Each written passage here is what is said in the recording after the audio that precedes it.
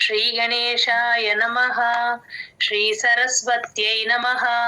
श्रीपादवल्लभ नरसिंह सरस्वती श्री गुरुदत्तात्रेयाय नमः। श्री गणपति सच्चिदानंद सद्गुरुभ्यो नमः। दत्तात्रेय समारंभां नृसिंहादिक मध्यमां सच्चिदानंद पर्यन्तां वन्दे गुरु परम्परां। गणपति गुरुमेकं सच्चिदानंद रूपं विबुधनिवह सेव्यं योगमार्गाधिरूढं शरणमुपगतानाम् आर्तिसङ्घाद्रिवज्रं मम हृदय निवासं भक्तिनम्रो नमामि। वसुदेवसुतं देवं कंसचाणूरमर्दनं देवकी परमानन्दं कृष्णं वन्दे जगद्गुरुं। श्री श्री श्री गणपति सच्चिदानंद सद्गुरुभ्यो नमः। जय गुरुदत्त। సెకండ్ చాప్టర్ సాంఖ్య యోగంలో నిన్నటి వరకు 41 శ్లోక చెప్పుకున్నామండి. జై గురు. 42వ శ్లోకం. యామిమాం పుష్పితాం వాచం. యామిమాం పుష్పితాం అన్ని యం సౌండ్లే. యామిమాం పుష్పితాం వాచం. యామిమాం పుష్పితాం వాచం. यामिमां पुष्पितां वाचं यामिमां पुष्पितां वाचं यामिमां पुष्पितां वाचं ప్రవదంత్య విపశ్చితః. ప్రవదంత్య తా కింద యావత్తు క్లియర్ గా వినిపించాలి. తా ముందు వచ్చేసున్న పదం మధ్య వస్తే యూజువల్ గా ఎన్ సౌండ్ లాగా పలుకుతాం. ప్రవదంత్య విపశ్చితః. చాతో ల్యాండ్ అవ్వాలి ఇక్కడ గమనించండి. విపశ్చితః. ప్రవదంత్య విపశ్చితః. प्रवदन्त्य विपश्चितः प्रवदन्त्य विपश्चितः प्रवदन्त्य विपश्चितः వేదవాదరతాః పార్థ. ఇక్కడ వేదవాదరత పక్కన ఉన్న విసర్గ ఎఫ్ లాగా చెప్తాము. పా ముందు విసర్గ యూజువల్ గా ఎఫ్ సౌండ్. అక్కడ విసర్గం పైన ఎఫ్ అని రాసేసుకోండి. పార్థ రా కింద థా ఒత్తు మహాప్రాణం ఉంది గమనించండి. ఒత్తు థా టీహెచ్ఏ థా. వేదవాదరతాః పార్థ. वेदवादरताः पार्थ वेदवादरताः पार्थ वेदवादरताः पार्थ నాణ్యదస్तीति వాదినః. नान्यदस्तीति वादिनः नान्यदस्तीति वादिनः नान्यदस्तीति वादिनः యామిమాం పుష్పితాం వాచం ప్రవదంత్య విపశ్చితః. यामिमां पुष्पितां वाचं प्रवदन्त्य विपश्चितः यामिमां पुष्पितां वाचं प्रवदन्त्य विपश्चितः यामिमां पुष्पितां वाचं प्रवदन्त्य विपश्चितः వేదవాదరతాః పార్థ నాణ్యదస్तीति వాదినః. वेदवादरताः पार्थ नान्यदस्तीति वादिनः वेदवादरताः पार्थ नान्यदस्तीति वादिनः वेदवादरताः पार्थ नान्यदस्तीति वादिनः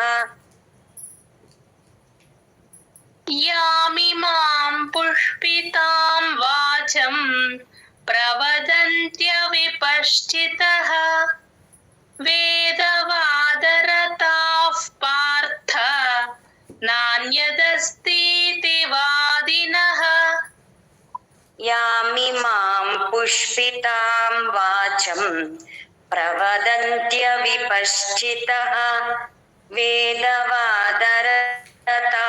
పార్థ నాన్యదస్तीति వాదినః యామిమాం పుష్పితాం వాచం ప్రవదంత్యవిపశ్చితః వేదవాదరతాః పార్థ నాన్యదస్तीति వాదినః యామిమాం పుష్పితాం వాచం ప్రవదంత్యవిపశ్చితః వేదవాదరతాః పార్థ నాన్యదస్तीति వాదినః యామిమాం పుష్పితాం వాచం ప్రవదంత్యవిపశ్చితః వేదవాదరతాః పార్థ నాన్యదస్तीति వాదినః యామిమాం పుష్పితాం వాచం ప్రవదంత్యవిపశ్చితః వేదవాదరతాః పార్థ నాన్యదస్तीति వాదినః యామిమాం పుష్పితాం వాచం ప్రవదంత్యవిపశ్చితః వేదవాదరతాః పార్థ నాన్యదస్तीति వాదినః యామిమాం పుష్పితాం వాచం ప్రవదంత్యవిపశ్చితః వేదవాదరతాః పార్థ నాన్యదస్तीति వాదినః. జై గురుదత్త మ్యామ్. జై గురుదత్త. 43వ శ్లోకం, 43rd శ్లోక. కామాత్మానస్వర్గపరాః,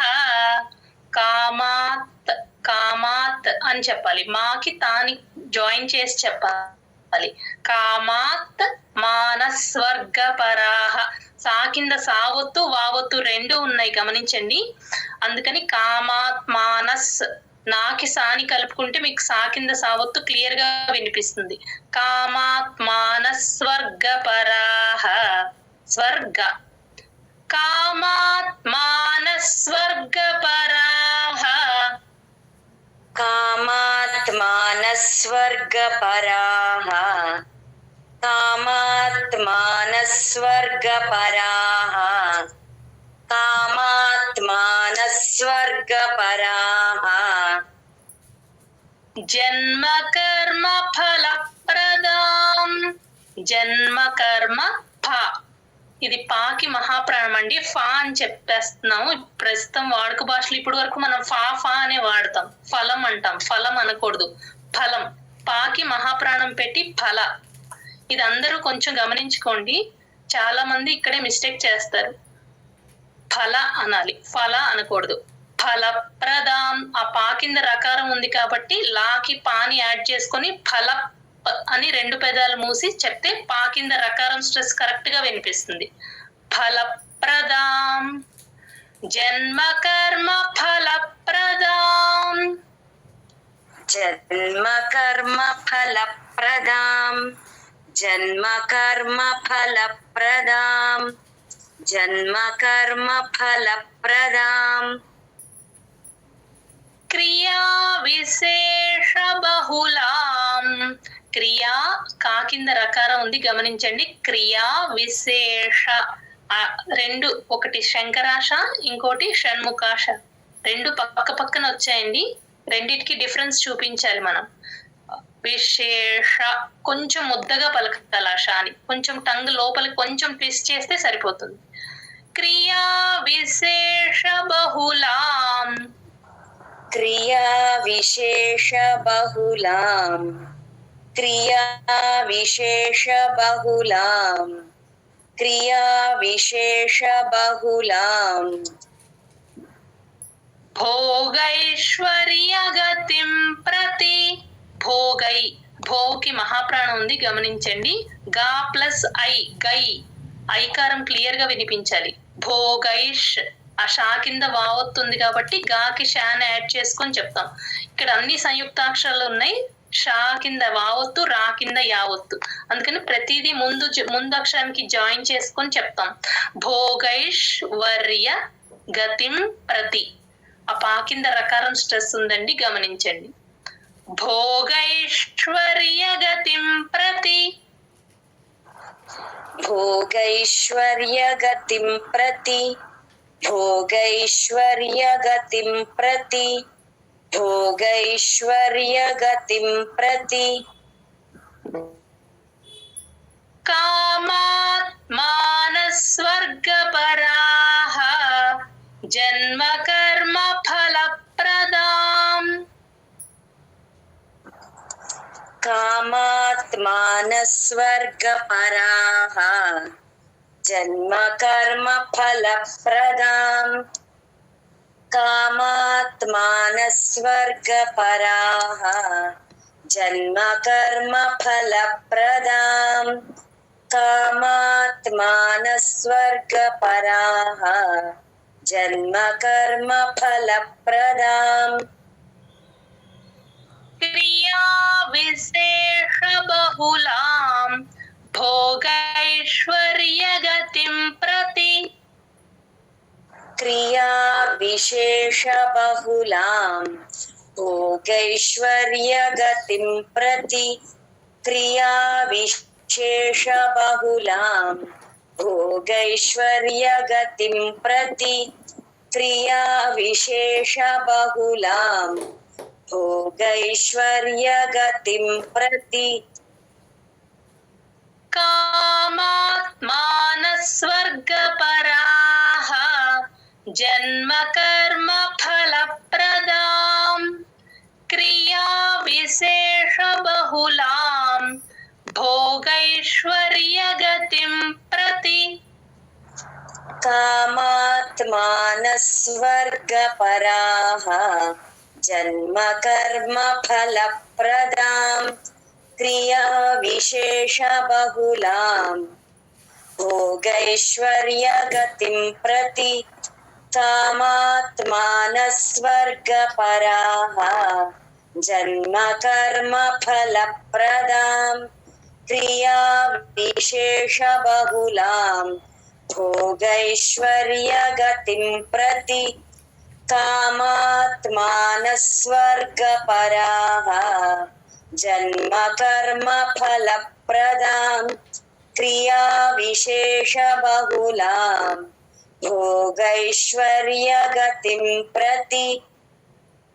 కామాత్మానస్వర్గపరాః జన్మ కర్మ ఫలప్రదాం. క్రియా విశేష బహుళాం భోగైశ్వర్య గతిం ప్రతి. కామాత్మానస్వర్గపరాః జన్మ కర్మ ఫలప్రదాం. క్రియా విశేష బహుళాం భోగైశ్వర్య గతిం ప్రతి. కామాత్మానస్వర్గపరాః జన్మ కర్మ ఫలప్రదాం. క్రియా విశేష బహుళాం భోగైశ్వర్య గతిం ప్రతి. కామాత్మానస్వర్గపరాః జన్మ కర్మ ఫలప్రదాం. క్రియా విశేష బహుళాం భోగైశ్వర్య గతిం ప్రతి. జయ గురుదత్త. జై గురుదత్త. 44వ శ్లోకం, 44th శ్లోక. భోగైశ్వర్య ప్రసక్తానాం. భో మహాప్రాణం ఉందండి, గమనించండి. భోగై ఘా plus I guy. భోగైశ్వర్య గాకి Shani add చేసుకొని చెప్తాం. భోగైశ్వర్య. ఆ పా కింద రకారం స్ట్రెస్ ఉంది, భోగైశ్వర్య తర్వాత పా కింద రకారం స్ట్రెస్ ఉంది కాబట్టి భోగైశ్వర్య అని తీసుకొని 2 పదాలు క్లోజ్ చేసి చెప్పాలి. అప్పుడు కానీ పా కింద రకారం స్ట్రెస్ క్లియర్ గా వినిపిస్తుంది మీకు. అదర్వైజ్ కొంచెం స్ట్రెస్ తగ్గినట్టు అనిపిస్తుంది. భోగైశ్వర్య ప్రసక్తానాం. ప్రసక్తానాం. భోగైశ్వర్య ప్రసక్తానాం. भोगैश्वर्यप्रसक्तानां भोगैश्वर्यप्रसक्तानां भोगैश्वर्यप्रसक्तानां తయాపహృత చేతసాం. ఇక్కడ మనం పాకి ఎంత స్ట్రెస్ ఇస్తాము, ఇక్కడ వట్రసుడి రుకారం వచ్చినప్పుడు చాలా లైట్ గా చెప్తాం అనమాట, అస్సలు స్ట్రెస్ ఇవ్వకుండా. తయాపహృత హా కింద వృత్తం ఉంది, వట్రసుడు ఉంది కాబట్టి తేల్చి చెప్పాలి. పహృత తయాపహృత చేతసాం అని చెప్పాలి. తయాపహృత చేతసాం तयापहृतचेतसां तयापहृतचेतसां तयापहृतचेतसां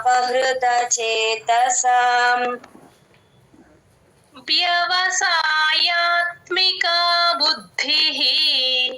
ఇక్కడ వా కింద యావత్తు మనం నిన్న చెప్పుకున్నాం కదండి క్లాస్ లో. వా కింద యావత్తు ఎప్పుడు వచ్చినా సరే పై టీత్ కింద లిప్స్ కి టచ్ చేయాలి, అప్పుడే కరెక్ట్ గా ఆ వా కింద యావత్తు వినిపిస్తుంది. వ్యవసాయాత్మిక వ్యవసాయాత్మిక బుద్ధి. దా కింద దావత్తు మహాప్రాణం ఉంది గమనించండి. బుద్ధి హి విసర్గ హి అవుతుంది, పెన్సిల్ తో రాసేసుకోండి.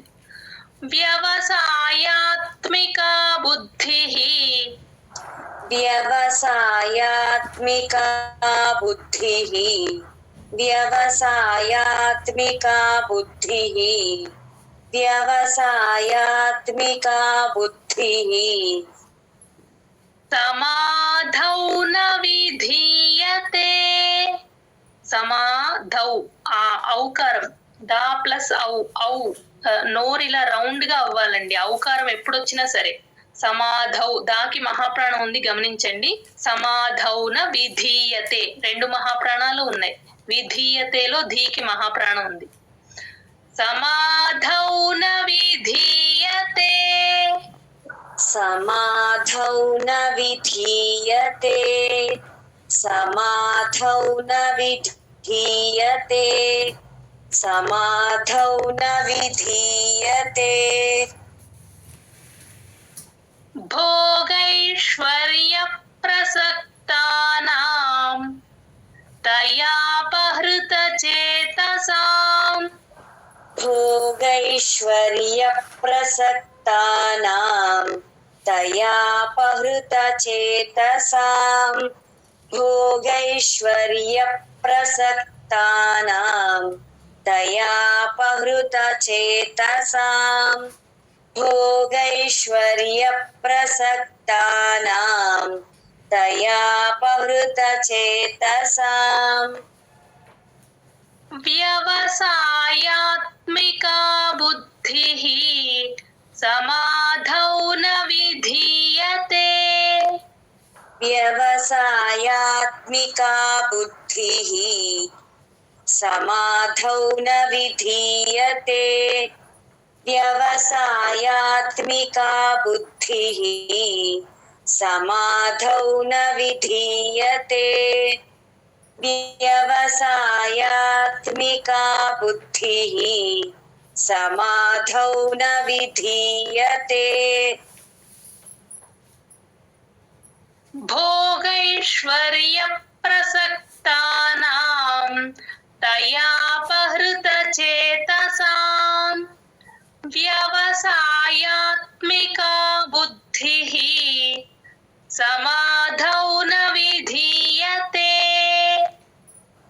भोगैश्वर्यप्रसक्तानां तयापहृतचेतसां व्यवसायात्मिका बुद्धिः समाधौ न विधीयते भोगैश्वर्यप्रसक्तानां तयापहृतचेतसां व्यवसायात्मिका बुद्धिः समाधौ न विधीयते भोगैश्वर्यप्रसक्तानां तयापहृतचेतसां व्यवसायात्मिका बुद्धिः समाधौ न विधीयते भोगैश्वर भोगैश्वर्यप्रसक्तानां तयापहृतचेतसां व्यवसायात्मिका बुद्धिः समाधौ न विधीयते भोगैश्वर्यप्रसक्तानां तयापहृतचेतसां व्यवसायात्मिका बुद्धिः समाधौ न विधीयते भोगैश्वर्यप्रसक्तानां तयापहृतचेतसां व्यवसायात्मिका बुद्धिः समाधौ न विधीयते भोगैश्वर्यप्रसक्तानां तयापहृतचेतसां व्यवसायात्मिका बुद्धिः समाधौ न विधीयते. జయ గురుదత్తనం. జై గురుదత్త. 45వ శ్లోకం 45th శ్లోక. త్రైగుణ్య విషయా వేదాః. ఇక్కడ త్రై తా కింద ఐ, తా ప్లస్ ఐ, తై ప్లస్ రకారం రెండు ఉన్నాయి. తా ప్లస్ రా ప్లస్ ఐ తీసుకోవాలి. త్రై క్లియర్ గా వినిపించాలి. త్రైగుణ్య అణా కింద యా ఒత్తుంది. ఆ అణా కూడా టంగ్ ట్విస్ట్ చేసి అప్పర్ జాక్ టచ్ చేస్తేనే అణా క్లియర్ గా వినిపిస్తుంది. త్రైగుణ్య విషయా వేదాః. త్రైగుణ్య విషయా వేదాః.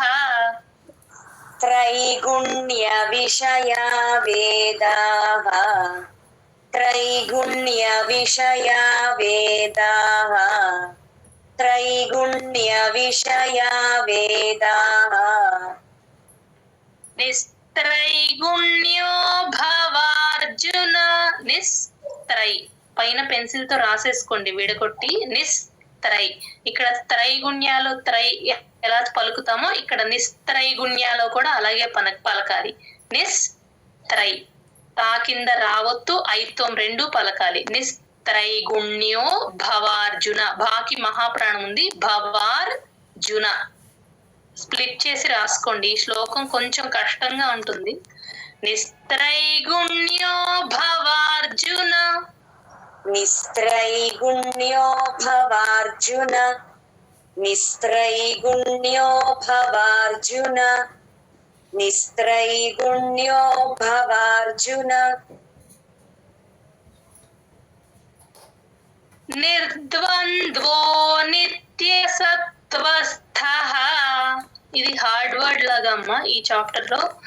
అందరూ కొంచెం గమనించండి. నిర్ద్వంద్వో పైన పెన్సిల్ తో స్ప్లిట్ చేసి రాసేసుకోండి. నిర్ద్వంద్వో దా కింద వావొత్తు. ద్వంద్వో. ద్వంద్వో ఓతో ఎండ్ అవుతుంది. గమనించండి. నిర్ద్వంద్వో. నిత్య తా కింద యావొత్తుంది. నిత్య సత్ వస్థః. సత్ వస్థః. చివర్లో సా కింద మహాప్రాణం ఒత్తు థా ఉంది. టీహెచ్ఏ థా. గమనించండి. సత్ వస్థః. వస్ వస్ కూడా యాడ్ చేసుకొని చెప్పాలి. సత్ వస్ థః. ఆహా మహాప్రాణం కూడా మహాప్రాణం కొంచెం గట్టిగా చెప్పాలి ఇక్కడ. సత్వస్థః అనేస్తారు. గమనించండి. సత్వస్థః. నిర్ద్వంద్వో నిత్య సత్వస్థః. నిర్ద్వంద్వో నిత్య సత్వస్థః. నిర్ద్వంద్వో నిత్య సత్వస్థః. నిర్ద్వంద్వో నిత్య సత్వస్థః. నిర్యోగక్షేమ ఆత్మవాన్. నిర్యోగ క్షేమ. అక్షా కూడా సంయుక్తాక్షరం కాబట్టి గాకి కలుపుకొని చెప్తాం. నిర్యోగ యోగక్ అని తీసుకుంటే కరెక్ట్ గా ప్రొనౌన్సియేషన్ కరెక్ట్ గా వినపడుతుంది. నిర్యోగ క్షేమ తర్వాత చిన్న పాజ్ ఇవ్వండి. పాజ్ ఇచ్చి ఆత్మవాన్ అని చెప్పాలి.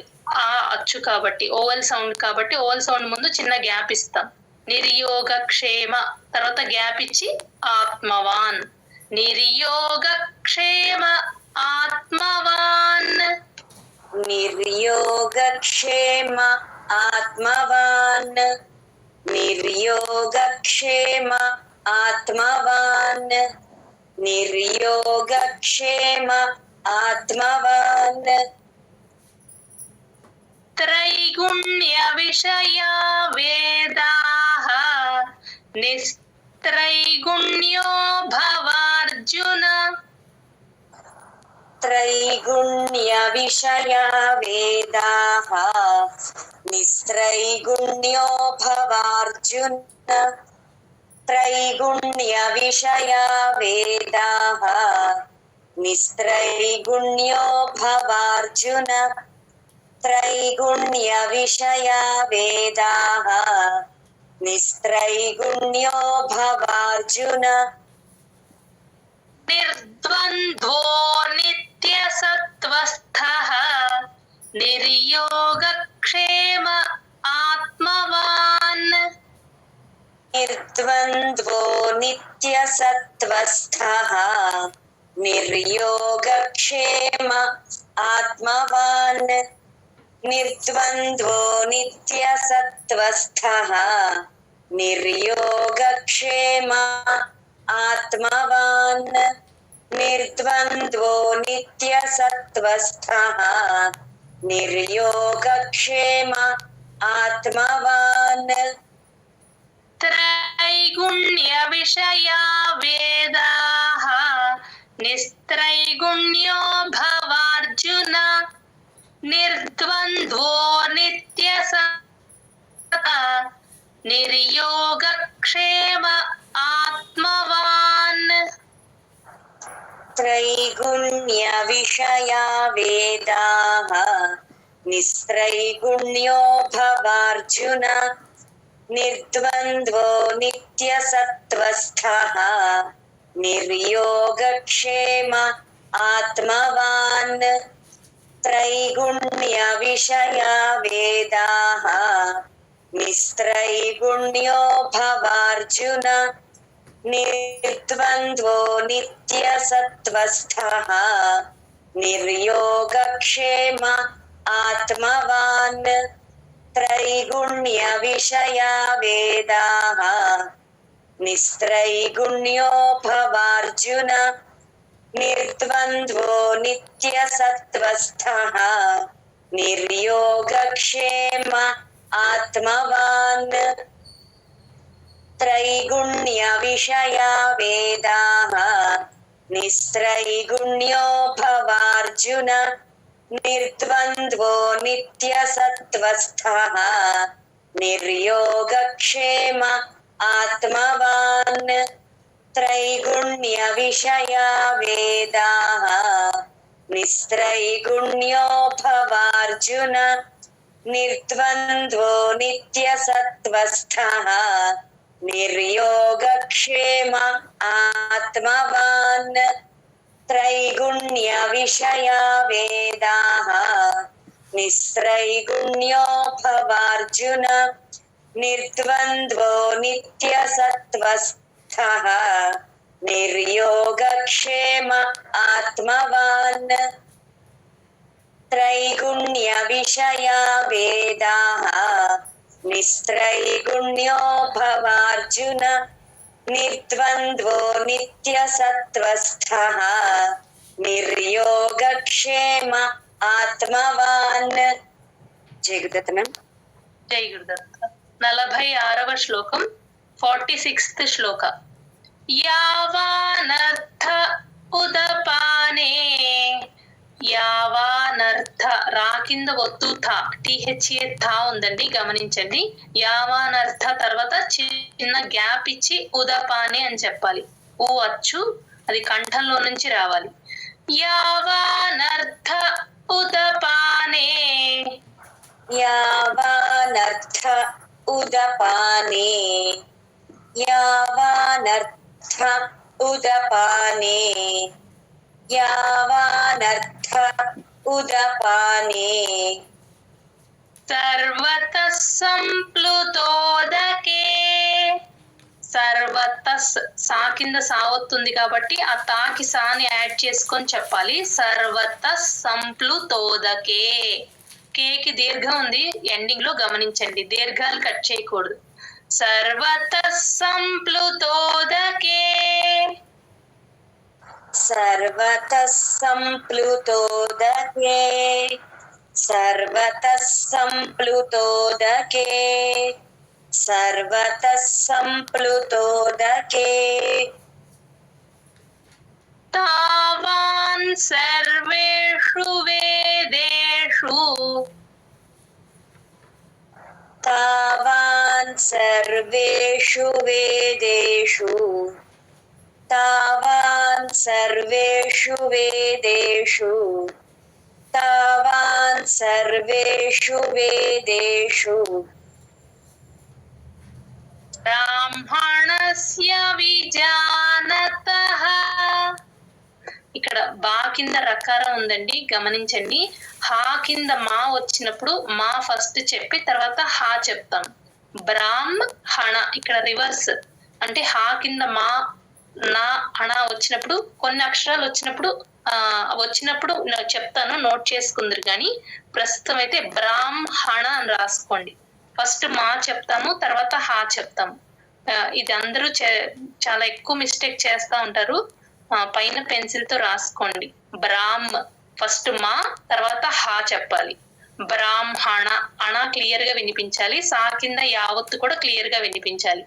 బ్రాహ్మణస్య విజానతః. బ్రాహ్మణస్య విజానతః. ब्राह्मणस्य विजानतः ब्राह्मणस्य विजानतः ब्राह्मणस्य विजानतः यावानर्थ उदपाने सर्वतः सम्प्लुतोदके. यावानर्थ उदपाने सर्वतः सम्प्लुतोदके यावानर्थ उदपाने सर्वतः सम्प्लुतोदके यावानर्थ उदपाने सर्वतः सम्प्लुतोदके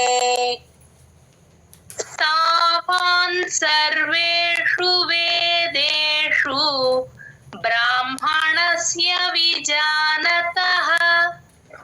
तावान् सर्वेषु वेदेषु ब्राह्मणस्य विजानतः तावान् सर्वेषु वेदेषु ब्राह्मणस्य विजानतः तावान् सर्वेषु वेदेषु ब्राह्मणस्य विजानतः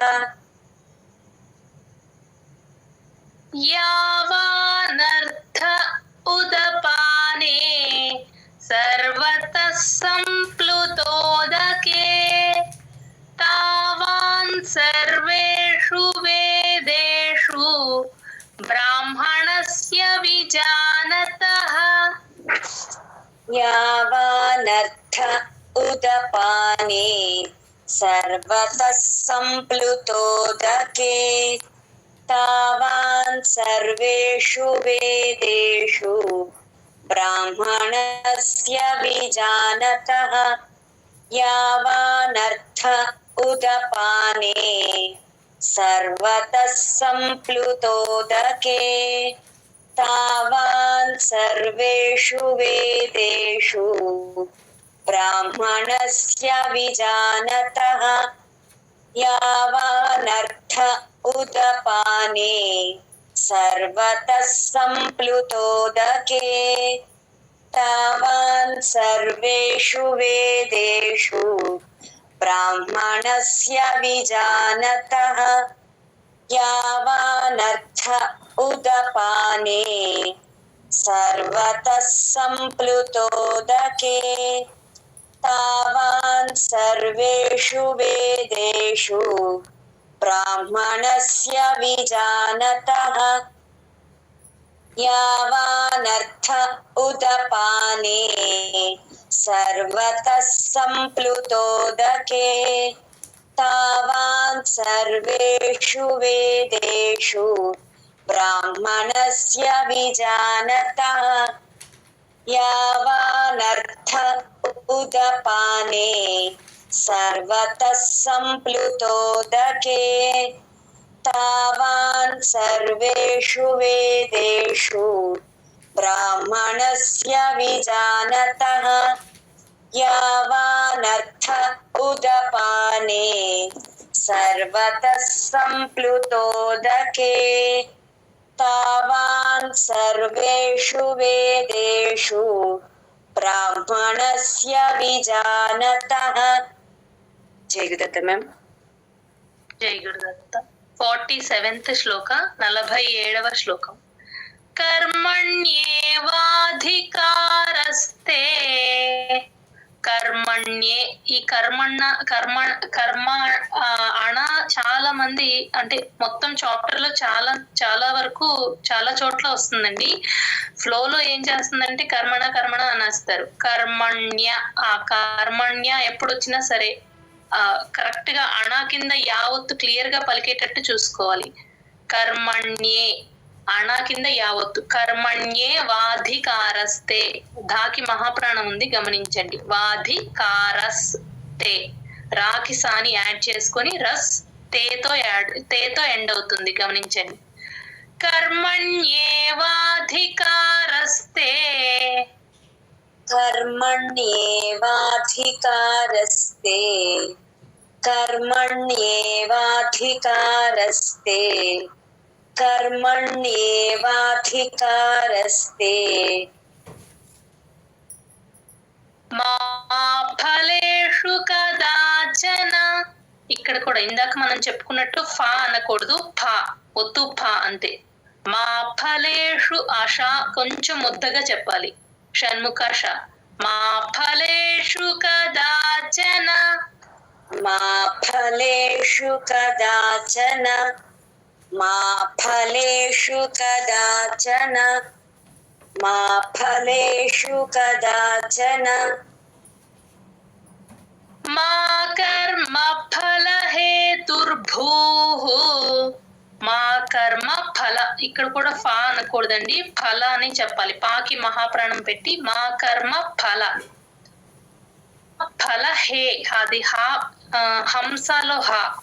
ఇది కొంచెం అందరూ హా వచ్చినప్పుడు ఆ లాగా లేకపోతే హే లాగా చెప్తూ ఉంటారు, గమనించుకోండి. హా అన్నప్పుడు కొంచెం మన నోట్లో నుంచి గాలి బయటకు వదులుతాం. హా. హేతుర్భూః, హేతుర్భూః. ఇక్కడ విసర్గ హూ అవుతుంది. భాకి మహాప్రాణం ఉంది గమనించండి. మా కర్మ ఫల హేతుర్భూః. మా కర్మ ఫల హేతుర్భూః మా కర్మ ఫల హేతుర్భూః మా కర్మ ఫల హేతుర్భూః మాతే సంగోస్త్వ కర్మణి.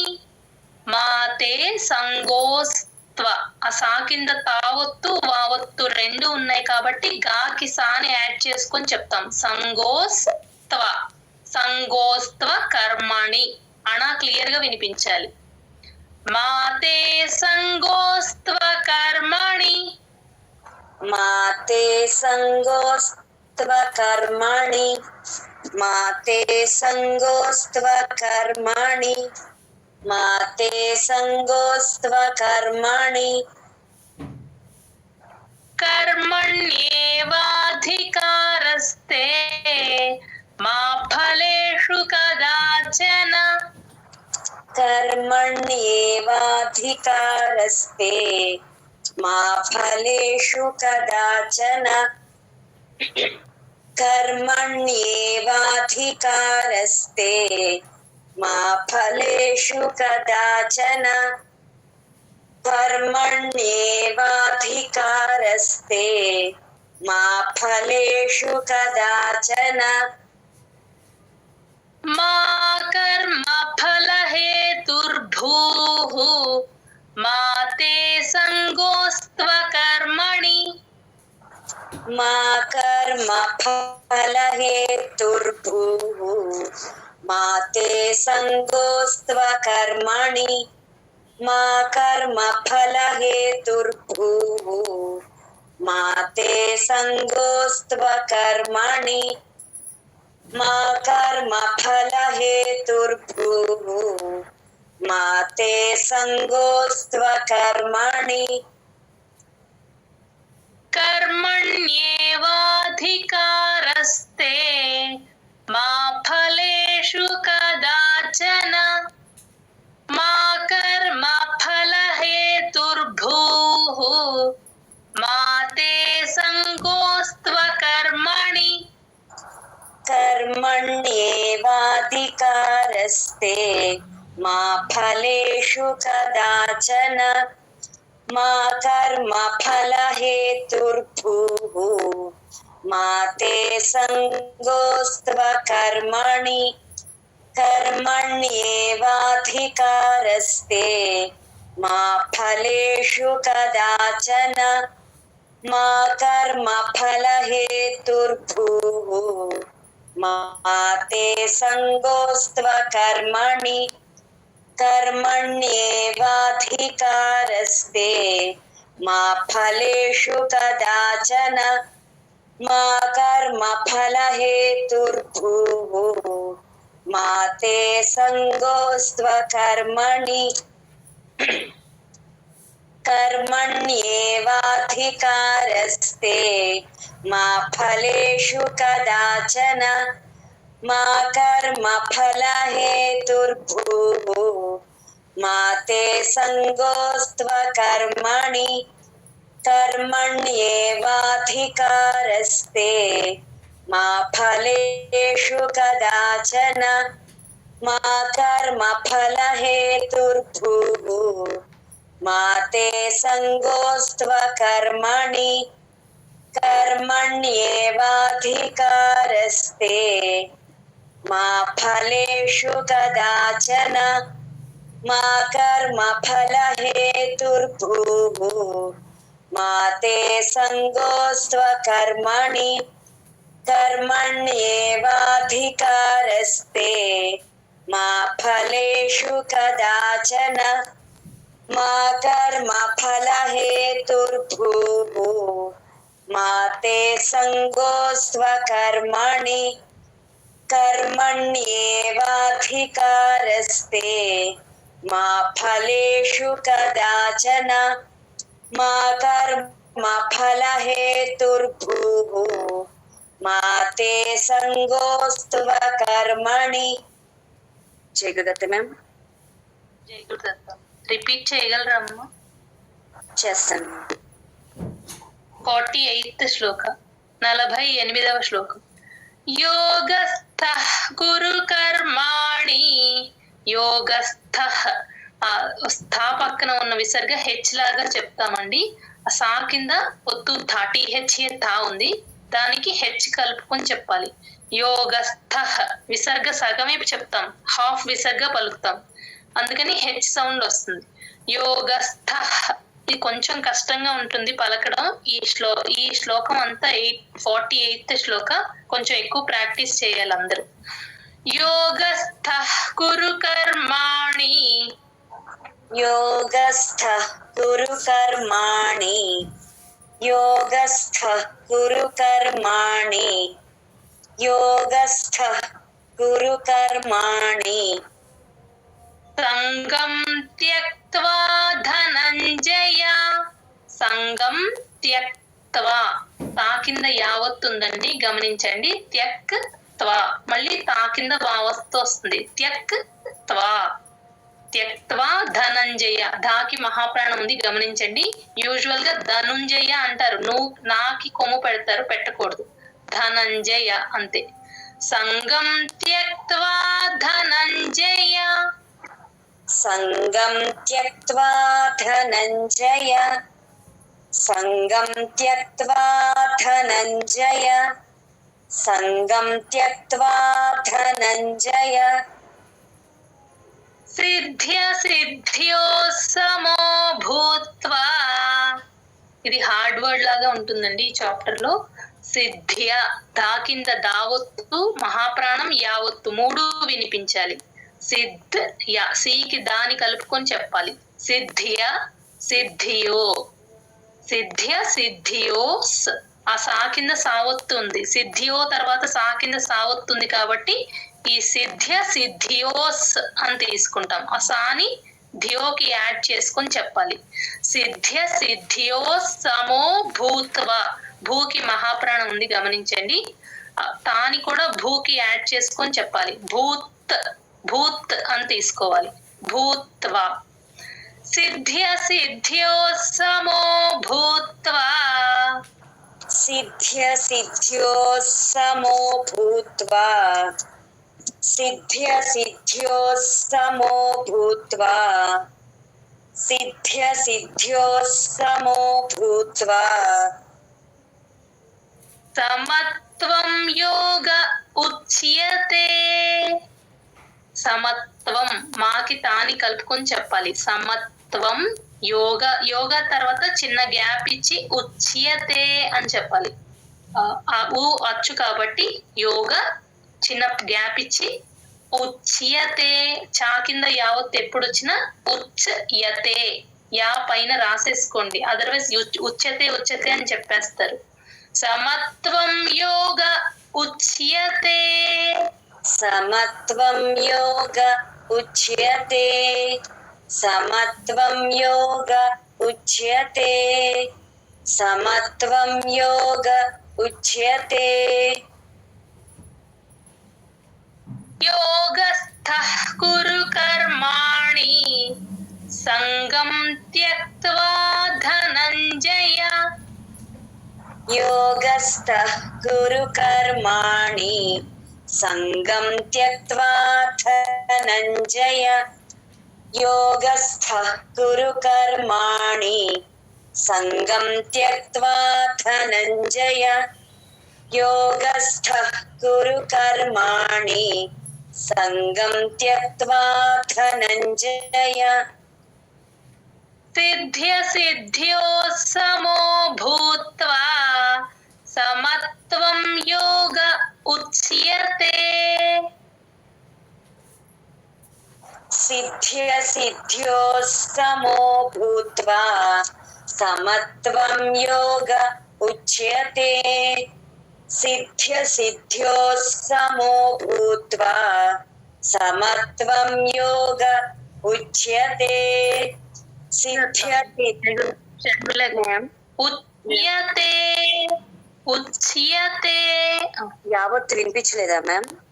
వినిపిస్తుందమ్మా, ఇంకొంచెం క్లియర్ గా రావాలి. Okay ma'am, okay ma'am. సిద్ధ్య సిద్ధ్యో సమో భూత్వా. సమత్వం యోగ ఉచ్యతే. ఓకేనా మ్యామ్? కరెక్ట్ గా వచ్చిందమ్మా, కంటిన్యూ. ఓకే. సిద్ధ్య సిద్ధ్యో సమో భూత్వా. సమత్వం యోగ ఉచ్యతే. సిద్ధ్య సిద్ధ్యో సమో భూత్వా. సమత్వం యోగ ఉచ్యతే. యోగస్థః కురు కర్మాణి సంగం త్యక్త్వా ధనంజయ. సిద్ధ్య సిద్ధ్యో సమో భూత్వా. సమత్వం యోగ ఉచ్యతే. యోగస్థః కురు కర్మాణి సంగం త్యక్త్వా ధనంజయ. సిద్ధ్య సిద్ధ్యో సమో భూత్వా. సమత్వం యోగ ఉచ్యతే. యోగస్థః కురు కర్మాణి సంగం త్యక్త్వా ధనంజయ. సిద్ధ్య సిద్ధ్యో సమో భూత్వా. సమత్వం యోగ ఉచ్యతే. యోగస్థః కురు కర్మాణి సంగం త్యక్త్వా ధనంజయ. సిద్ధ్య సిద్ధ్యో సమో భూత్వా.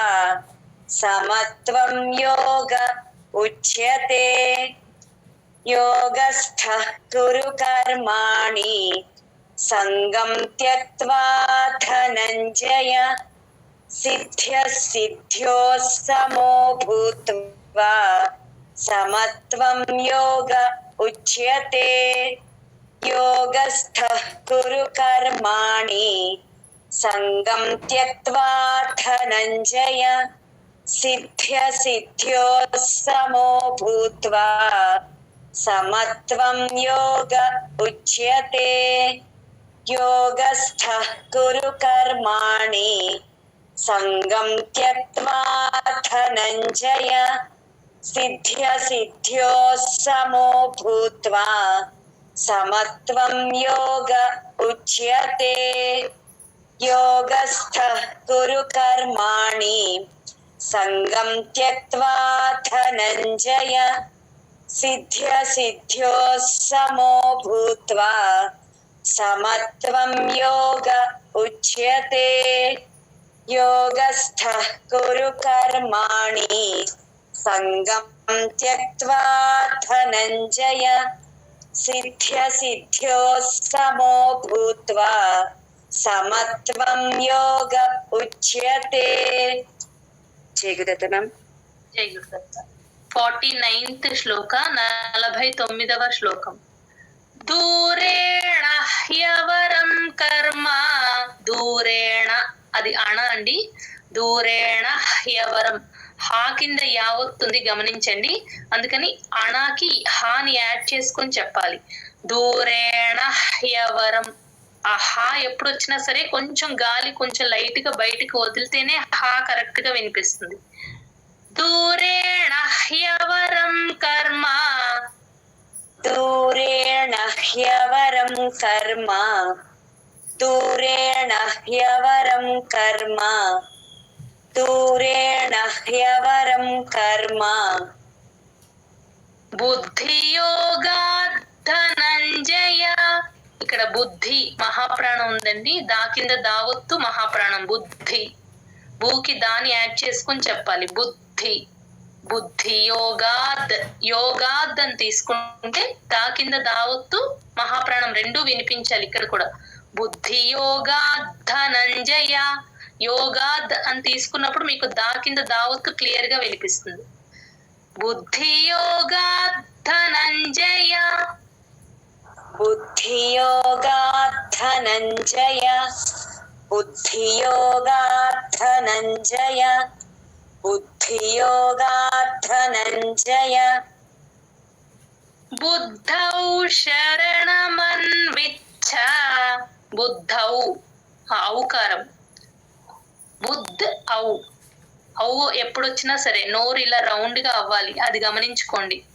దా కింద దావత్తు మహాప్రాణం రెండు ఉన్నాయి, కరెక్ట్ గా స్ట్రెస్ కరెక్ట్ గా ఇవ్వాలి, మహాప్రాణం పడేటట్టు చెప్పాలి. బుద్ధి అనకూడదు, బుద్ధవు అనకూడదు, బుద్ధౌ మహాప్రాణం వినిపించాలి.